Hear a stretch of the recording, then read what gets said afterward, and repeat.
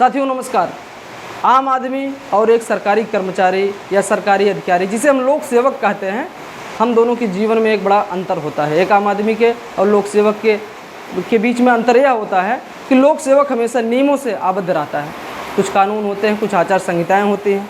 आज उसी के संबंध में हम बात करेंगे कि अगर एक पब्लिक सर्वेंट कोई अपराध करता है तो उसके लिए क्या रूल है, क्या नियम है और क्या कानून बताया गया है, उसी के बारे में हम बात करेंगे। आईपीसी की धारा 166 जो यह बताती है कि लोक सेवक द्वारा अगर विधि की अवज्ञा करना, अवज्ञा का मतलब क्या है, उसको ना मानना, जिससे किसी का नुकसान हो जाए। कभी कभी ऐसा होता है कि किसी को नुकसान करने के उद्देश्य से, वैसे तो उम्मीद यह की जाती है कि एक लोक सेवक निष्पक्ष रूप से कार्य करेगा, जनता के हित के लिए, उनकी भलाई के लिए कार्य करेगा। लेकिन कभी कभी ऐसा हो जाता है, ऐसा हो भी सकता है कि कोई लोक सेवक किसी प्रलोभन में आ जाए और वह इस बात को जानते हुए कि हम जो कार्य करने चल रहे हैं किसी का नुकसान हो सकता है इससे। हालांकि भारतीय संविधान के नियमों के अनुसार जब वह शपथ लेता है, गोपनीयता की शपथ लेता है, तब वह ऐसा कहता है कि वह निष्पक्ष रूप से कार्य करेगा। लेकिन ऐसा होना ज़रूरी नहीं है कि व्यवहारिक रूप से वह करे।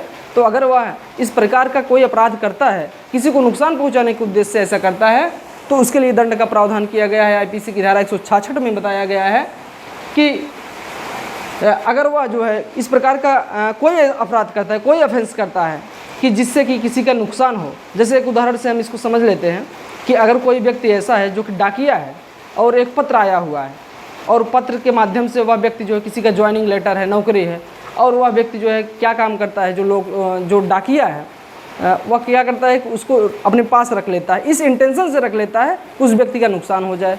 अब वह व्यक्ति तो जो है उसको पाया नहीं अपना ज्वाइनिंग लेटर, तो ऐसे में क्या हो सकता है कि 1 साल तक का सादा कारावास हो सकता है।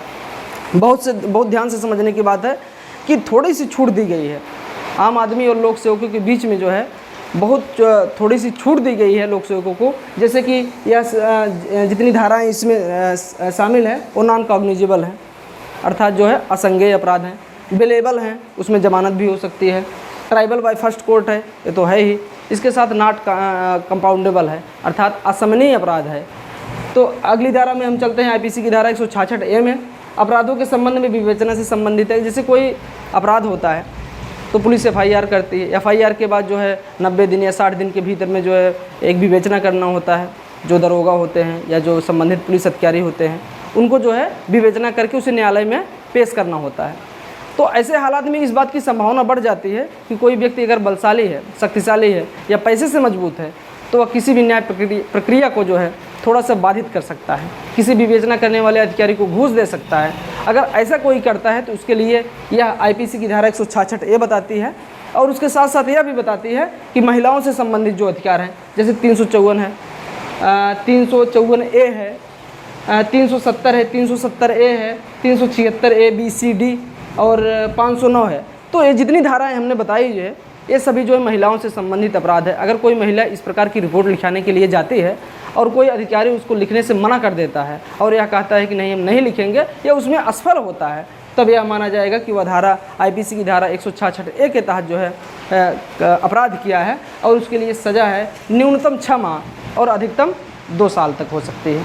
ये ऊपर या मजिस्ट्रेट के ऊपर निर्भर करता है कि वह मामले की गंभीरता को देखे, समझे और उसके बाद जो है न्यूनतम 6 माह अधिकतम 2 साल तक की सज़ा दे सकता है। बहुत ही इम्पॉर्टेंट सेक्शन नहीं है, इसमें बहुत ज़्यादा चीज़ें जो है इसमें परीक्षा में नहीं पूछी जाती है, लेकिन क्योंकि एक सीरियल वाइज जो है बनाया जा रहा है इसलिए जो इसके संबंध में आईपीसी की धारा 166B के संबंध में हम बात करते हैं। अस्पताल में सही ढंग से किसी मरीज़ का इलाज नहीं अगर मिल पा रहा है तो जो डॉक्टर है वह भी जो है इसके लिए लायबल होगा। या फिर कहीं पर भी आप जाते हैं, किसी सरकारी विभाग में आप जाते हैं तो इस उम्मीद के साथ जाते हैं कि वहाँ पर आपका कार्य होगा। एक फिल्म आपने देखी होगी, गब्बर इज बैक, अक्षय कुमार की फिल्म है। उस फिल्म में आपने देखा होगा कि मोटी रकम के चक्कर में एक अस्पताल में एक मृत व्यक्ति को उसको जिंदा बताकर उसका ऑपरेशन किया जाता है, फिर बाद में कुछ अधिक रुपए मांगे जाते हैं। तो उसमें अक्षय कुमार क्या करता है कि बड़ा ही अच्छा रोल करता है और उनकी वीडियो रिकॉर्डिंग कर लेता है और फिर वो बताता है कि हम इसको पब्लिश कर देंगे। तो अर्थात इस प्रकार से जो है अपराध होते हैं कि कभी कभी डॉक्टर जो होते हैं, प्राइवेट अस्पताल की यहाँ पर बात नहीं की जा रही, यहाँ पर सरकारी अस्पताल की बात की जा रही, जो सरकारी लोक सेवक हैं उनके संबंध में बात की जा रही है। कदाचित अगर ऐसा अपराध, जैसा कि हमने उदाहरण के माध्यम से बताया है आपको, कि अगर यह जो है सरकारी अस्पतालों में ऐसा हो तब उसके संबंध में बताता है कि अगर सरकारी डॉक्टर इस प्रकार का अपराध करता है। कुछ कार्य ऐसे होते हैं जिसको करने के लिए वह आबद्ध है, जैसे हमारे टैक्स का जो, जैसे हम कोट पहने हैं, हमने हाथ में कलम लिया है, तो इस कोट की रकम जो हमने चुकता किया है, इसमें कुछ सरकार को टैक्स जाता है, या जो हमने लिया है, पेन लिया है, इसके माध्यम से भी जो है कुछ ना कुछ टैक्स जो है जाता है। जैसे 10 रुपये का है तो 1 रुपये सरकार को जाता है, तो उससे जो है लोक सेवकों को जो है वेतन बनता है। तो लोक सेवकों की ये जिम्मेदारी है कि वह जो है हमारा ढंग से कार्य करे, जनता की सेवा करे। लेकिन अगर ऐसा नहीं करता है तो उसे 1 साल तक की जेल या जुर्माना दोनों हो सकता है।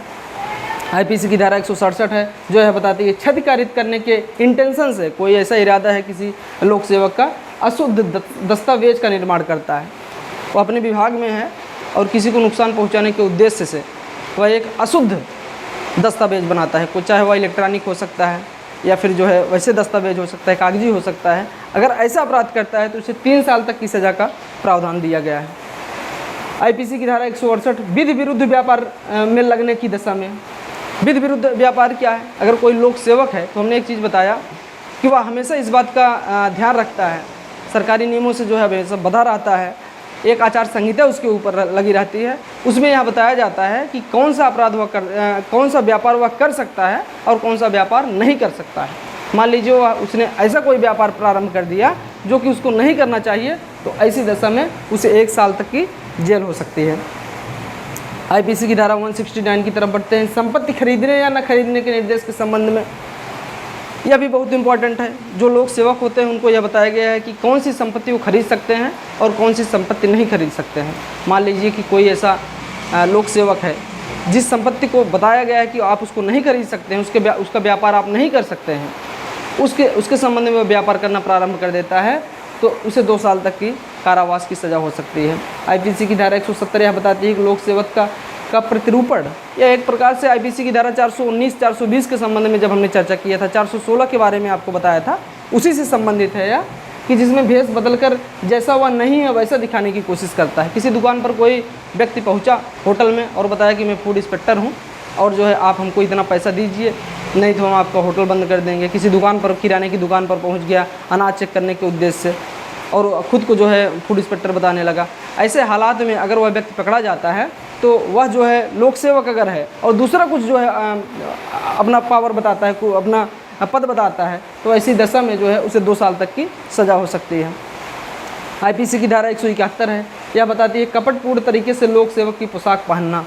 कभी कभी ऐसे भी अपराध जो सुनाई देते हैं कि पुलिस की ड्रेस पहन करके कुछ लोग सड़क पर खड़े हो जाते हैं और खड़े होने के बाद वसूली शुरू कर देते हैं। आम जनता को क्या पता कि कौन है ऐसा व्यक्ति जो कि वो पुलिस है कि नहीं है, लोग तो डर जाते हैं और वह ऐसे लोग जो है अक्सर वसूली कर ले जाते हैं। ऐसी दशा में 3 माह तक की सज़ा हो सकती है। तो साथियों, यह वीडियो जो है आपके लिए कैसा लग रहा है, आप निश्चित रूप से इसके बारे में बताइए, कमेंट करके बताइए किस प्रकार से इसमें और सुधार हो सकता है, आपकी क्या आवश्यकताएं हैं, इसके बारे में आप ज़रूर बताइए। धन्यवाद।